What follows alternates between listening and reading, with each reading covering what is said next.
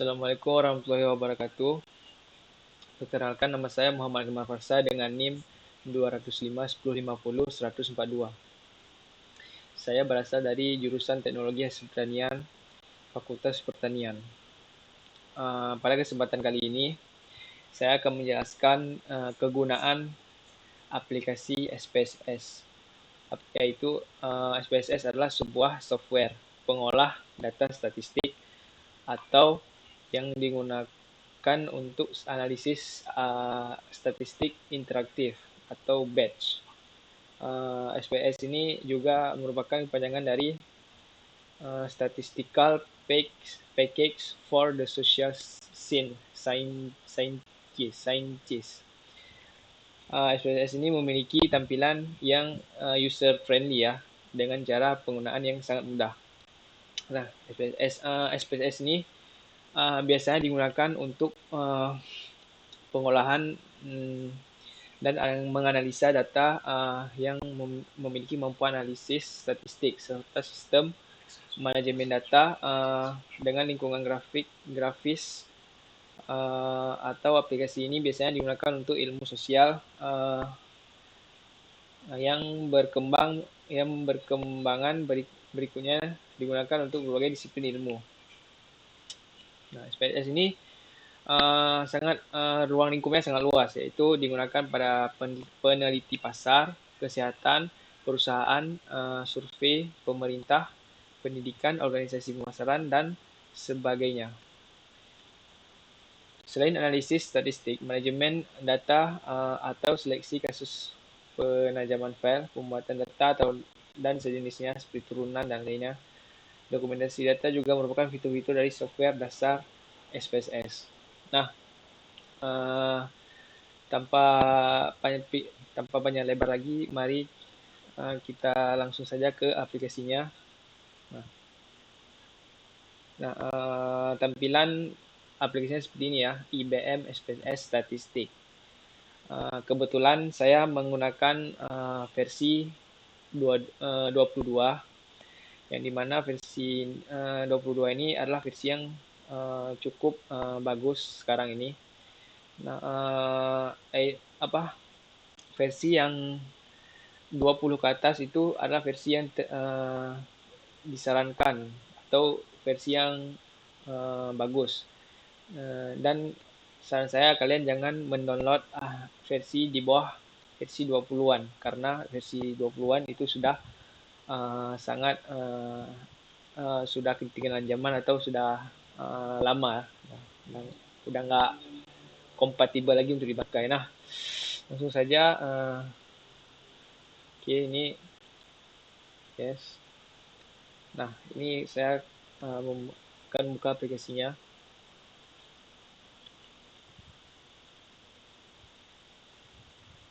Nah, tampilannya seperti ini ya teman-teman, IBM SPSS. Nah, tampilan pertama ini adalah berupa file umum, beranda file yang dimana ini memudahkan kita untuk membuka file baru atau file lama yang kita buka atau kita gunakan. Nah, seperti ini ada pilihan new file dan recent file, yang mana recent file ini adalah file yang sudah kita gunakan sebelumnya. Nah, ini kita tekan OK saja. Nah, ini tampilan pertamanya. Pertama ada data view. Nah, ini berikut ini adalah data view yang sebenarnya hanya sebagai contoh. Nah, ini ada sebuah data statistik, dan di sebelah data view ada namanya variable view. Nah, di variable view ini ada yang namanya name, type, width, decimal, dan seterusnya. Nah, ini name ini adalah tempat kita untuk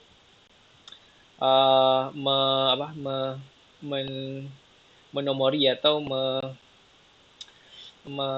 istilahnya memberi nama, seperti yang pertamanya adalah nomor responden, jenis kelamin, umur, pendidikan, pendapatan, konsumsi, dan lain-lainnya. Nah, type ini adalah seperti misalnya nih numerik itu apa sih? Nah, numerik itu adalah misalnya nih nomor kan berupa angka. Nah, angka itu disebut juga dengan numerik. Nah, sedangkan string ini sama dengan itu uh, berupa tulisan atau yang bukan intinya yang bukan angka. Nah, numerik adalah angka, string bukan angka atau melainkan adalah huruf alfabet gitu. Nah, width ini adalah ukuran kolom tabel, desimal ini adalah misalnya ada sebuah data yang memiliki nilai koma-komaan, itulah. Nah, label adalah sama juga seperti name ini, sama juga itu ada nomor responden ini dan seterusnya. Nah, values ini adalah tempat kita memberikan apa namanya data hasil atau ini sebenarnya contohnya seperti nah ini contohnya seperti Tiara dengan nilainya ada 99. Nah, values ini fungsinya adalah untuk nilai suatu pendapatan tersebut. Nah, ya di pendapatan 99. Nah, missing sama juga. Ya, ini missing adalah data yang miss atau tidak akurat 99. Nah, contohnya 99 ada juga mungkin 1000, 100.000 dan lainnya. Nah, mungkin kalian bertanya kenapa sih ada apa nilainya 99, kenapa harus 99 sih? Nah, seperti yang kita lihat ada nilai 99 ada 4 ya. Nah, fungsi nilai 99 ini adalah supaya nanti pada saat kita menghitung atau menganalisis data SPSS tersebut, nilainya tidak berantakan atau hasilnya tidak amburadul, tidak berantakan lah. Nah, selanjutnya ada kolom. Nah, kolom ini ya berapa banyak kolom yang kita apa seperti nomor. Nah, nomor hanya ada dua huruf dan responden ada 16 huruf dan jenis kelamin 11 huruf dan seterusnya. Nah, like ini adalah posisi suatu data. Nah, seperti nomor. Nah, posisinya right atau kanan. Nah, left, kiri dan seterusnya. Nah, measure ini lebih ke nominal atau seperti ini contohnya angka dan ada huruf. Nah, fungsi si measure ini adalah untuk memberi memberitahu kita data tersebut nominal atau apa istilah ordinal lah. Seperti yang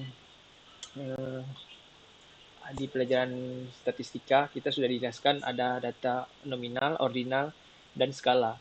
Nah, inilah fungsinya. Dan ada juga roles. Nah, roles ini artinya duduk posisinya atau perannya seperti ini data ini semua termasuk ke dalam input atau masih berupa data yang ada di aplikasi SPSS belum berupa output data yang setelah dihitung dari aplikasi SPSS. Nah, langsung saja kita akan menghitung datanya. Pertama, kita akan membuka data baru ya, data baru. Nah, klik open. Kita akan pilih open, klik data. Nah, di data ini, ini kan tampilan di library laptop kita atau komputer kita atau PC kita. Nah, ini mungkin ini lebih untuk memudahkan kalian, memudahkan teman-teman. Nah, data statistik yang ini dihitung dibuat dulu di aplikasi Excel. Nah, karena Excel lebih memudahkan kita untuk menomori dan memberi nama suatu data statistik. Nah, karena datanya berupa Excel, nah kita pilih di sini. Nah, kita tekan nih. Nah, kita pilih yang Excel. Nah, Excel. Nah, kita akan menghitung data baru. Nah, di sini di file kita ketik news dan kita ketik data. Nah, terus kita klik open data. Nah, kita cari file Excel yang telah kita buat tadi. Nah, ini dia. Ini file Excel yang telah saya buat. Kita klik open. Kita klik OK. Nah, ini dia namanya. Nah, ini adanya desimal 101. Nah, dan kolom seperti ini. Nah, jika kita lihat di data view, nah, jika kita mengisi desimal, dia akan muncul koma-koma seperti ini.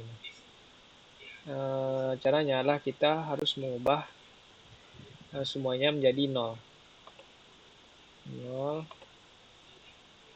0, 0, 0, 0. Nah, setelah itu kita lihat di sini data view. Nah, koma tadi sudah hilang. Nah, itulah fungsi dari desimal.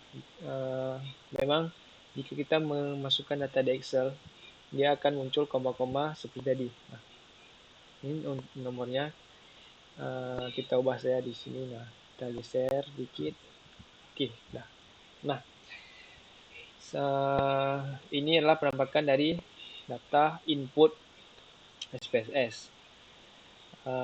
Nah, selanjutnya kita akan melakukan perhitungan